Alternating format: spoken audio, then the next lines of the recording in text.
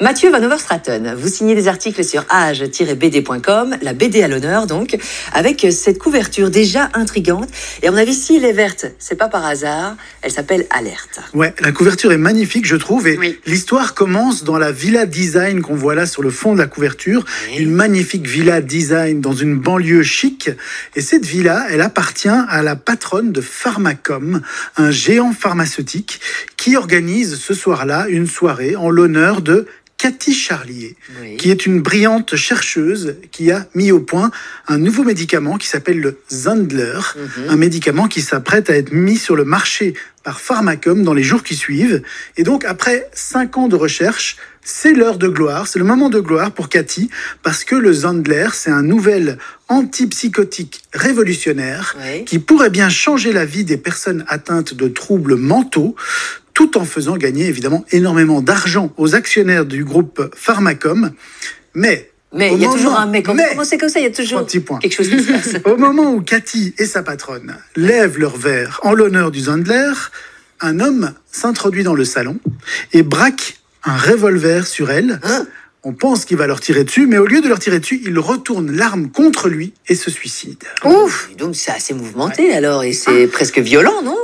Oui, ça commence fort, mais Pharmacom et son directeur de recherche, Georges Vermeer, qui est aussi le beau-père de Cathy, vont tout faire pour étouffer ce scandale. Parce que leur priorité, c'est le Zandler, qui a été validé par Clinitech, le sous-traitant chargé de réaliser les tests. Donc plus que quelques jours et ce médicament sera dans toutes les pharmacies. Mais, encore une fois, lorsque Cathy découvre que l'homme qui s'est tué sous ses yeux était en réalité un des cobayes qui a testé le Zandler, J'y pensais tout de suite. elle moi. commence, Le santé mental et elle tout commence ça. à se poser des questions. Ouais. Et quand un ancien camarade de fac qui s'appelle Jean-François la contacte pour lui révéler qu'en réalité, les résultats de Clinitech ont sans doute été faussés, elle décide de mener sa propre enquête, quitte à trahir son employeur et donc aussi son beau-père. Et si le doute l'envahit, puisque le livre s'appelle Le poids du doute, Oui. c'est parce qu'elle a elle-même administré en cachette du Zandler à son fils Adri, Oh non. Aïe, un quelle adolescent horreur. qui souffre de troubles mentaux. Oh là Donc là. c'est horrible votre truc. Est-ce que c'est basé sur des faits réels? Alors c'est un thriller pharmaceutique, c'est une fiction, mais bien sûr, il s'inspire en partie de scandales réels. On pense tous par exemple au Mediator, dont on a beaucoup parlé. Juste. Et donc pour écrire ce scénario, l'auteur, Johan Massé, il s'est beaucoup documenté en fait sur le monde qu'on appelle le monde du Big Pharma et sur le déroulement des tests de clinique. Et donc il a rencontré aussi plusieurs lanceurs d'alerte, vous savez, ces gens qui essayent de nous prévenir par rapport à ce genre de scandale, et des journalistes d'investigation pour vraiment essayer de rendre son récit le plus crédible possible, même si c'est une fiction. Ça ressemble un peu à un scénario de série télé, non? Et par rapport, il n'y a pas beaucoup de dialogue. Oui, ah, Tout au long, les dessins sont très contrastés et il y a peu de dialogue. On dirait qu'on regarde une série. en fait. exactement. À la base, en fait, Alerte ne devait pas être une bande dessinée, mais une série télé. Ah, Le voilà. projet avait initialement été développé pour devenir une série RTBF. En plus, 8 épisodes avaient été écrits. Il y avait même une maquette de 10 minutes avec Lubna Azabal, Ah, oui. Magritte de la meilleure actrice cette année, dans le rôle principal qui avait été réalisé.